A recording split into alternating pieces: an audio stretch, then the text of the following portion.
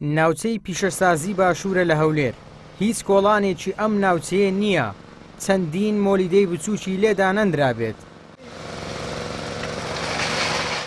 بێئاوی و بێکارەبایی کاسبکارانی ناوچەی پیشەسازی نیگەران کردووە و دەڵێن لە ژیان و کەسابەتی خۆمان بێزار بووین.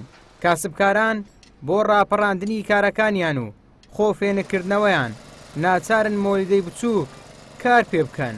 سێ ڕۆژە کارەبا لە سناعی نییە، زۆریش بێزارین بە حکومەوەی ئیشیمە هەموو کارەبایە، موبەردەیە کارەبایە، بەڕادا کارەبایە، هەمووی بە کارەبای ئیشە دەکا. یعنی زۆر لە خۆمان بێزارین، بەس نییە گەرمە کارەباش نییە وە تڕەتڕی مۆلدەش لەولایە بێزار دەکا. قەنەعەت بکە خەریکە لە پشتی خۆمان بیستنە دەر لە بێکارەبایی. ئێستا من ئیش لەو مەچینەی دەکەم، ئەو مەچی زۆری هەندێک بڕگی هەیە نابتەوە دەبین بە کارەبای بیکەمەوە. بەڕاستیانی ئەو دڕە شحنەیە مەستاوە شحنی نییە، ها ئەوە دەبی کە بە کارەبای شحنکەمەوە. ئەدی کارەبا نەبی دەستم بەرەبی، یعنی کەواتە بێ ئەوە بکەم بچمەوە ماری. خۆزانانی ئیشی سناعی بەبێ کارەبا ناکرێ. پارەکەش ئەو بەردامەکە بە قەناعەتی مندایە ڕشێت و پارەکەش هەمان مەوزوع بوو. ئەمن وارمنم وارمان هەموو ئیشم لەسەر کارەبایە، لەحیمم لەسەر کارەبایە، دڕێلم لەسەر کارەبایە، موبەڕیدەم لەسەر کارەبایە. فەرمە من دوکانەکەی من گچکەیە دەبی لە بە ئەو ڕۆژە ئیشێ بکەم، ئەو موبەڕیدەم هینای ئیشی لە دیار بکەم لە بە ڕۆژێ گەر کارەبانەبی بەس ئیش پێ بکەم. نازانم بەو کارەبایی لۆ دەبڕین، هیچ معنای نییە. کاسبکاران دەڵێن بەهۆی بێکارەبایی کڕیارمان لەدەست داوە، بەو جۆرە ناتوانین بژێوی ژیان دابین بکەین. داوا دەکەین بە زووترین کات کارەبامان بۆ چاک بکەنەوە.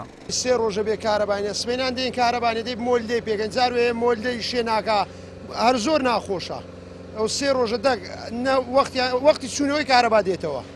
باش تاسیری لەسەر کارەکەتان کردو؟ ئەدیکو بالفعل ئەرێ وەڵا بێکاریە بێ ئیشە خەرگەمووی دەستەوە مارێ ئیز عەداد و سۆندەچی و ئەو شتانە هەمووی لەمارێنا نازار تاسیر لە ئیشەکەی مەش دەکاتن. یعنی لێرە کاسبکاران بەهۆی بێکارەباییەوە دەگەڕێنەوە ماڵ؟ ئەدیکو زۆری دەگەڕێتەوە ماڵ.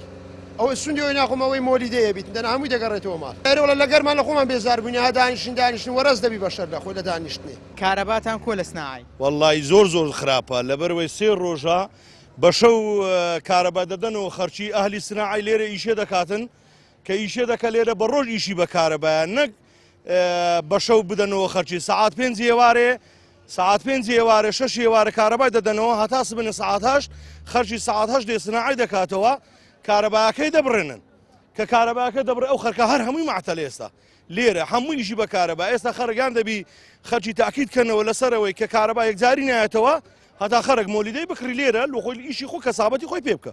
ئەگەنا کارەبا زۆر خراپە، بێ لە کارەبای ئاویش نییە، کە لەبەرەوەی کە کارەبا نەبوو ئاویش نییە، هەموو خەرگیشی لێرە بە ئاوەیە، ئاویش نییە، ئاوی خواردنەوەش نییە دەی بکڕی. چەندین ساڵە کاسبکارانی ناوچەی پیشەسازی باشوور ناچارن ئاوی خواردنەوە بکڕن. سێ ڕۆژیشە بێکارەبان و ناچارن لەبەر ئەو گەرمابەتینا بەبێ کارەبا کار بکەن.